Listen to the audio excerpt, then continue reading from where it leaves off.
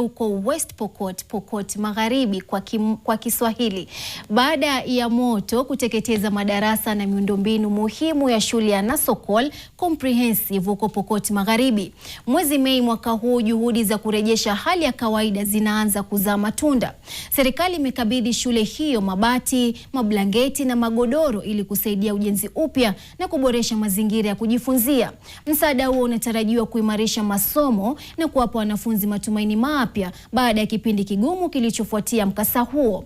Oscar Kakayo Masega ana taarifa zaidi. Visa vya moto, kuteketeza na kuchoma mali kwenye shule vinaendelea kukithiri katika kaunti ya Pokot Magharibi, hali ambayo husababisha masomo kuathirika pamoja na wanafunzi kuacha shule.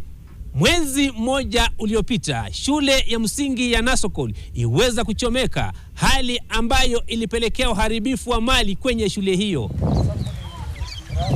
Tangu tulipopata hilo tukio la moto tarehe 10 mwezi wa 5, tumehisi joto, tumehisi kupendwa kutoka kwa washikadau kadha wa kadha, wakiwemo pia ofisi ya kaunti ya West Pokot.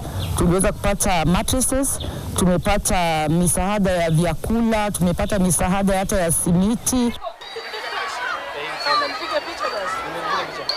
Nilishukuru idara ya Education, Ministry of Education, kwa kusimama na sisi kama shule na kusaidia kufikia washikadau pamoja na marafiki kutupatia msaada. Maafisa wa serikali pamoja na maafisa kutoka kwa mashirika ya kijamii ambao waliweza kufika kwenye shule hii walisema kwamba wamejitolea kuhakikisha kwamba hali ya masomo inaboreshwa katika shule za eneo hili. Kulikuwa na wanafunzi ambao walikuwa nalala pale, walikuwa 150. So hiyo siku mkasa ilifanyika, tulikuja hapa na tukaongea na watoto, tukawatia moyo, tukaambia kama serikali kuu itajaribu kuwashikilia. Student. Nikiripotia NTV mashinani kutoka shule ya msingi ya Nasokol katika mji wa Kapenguria, kaunti ya Pokot Magharibi, jina langu ni Oscar Kakayo Masega.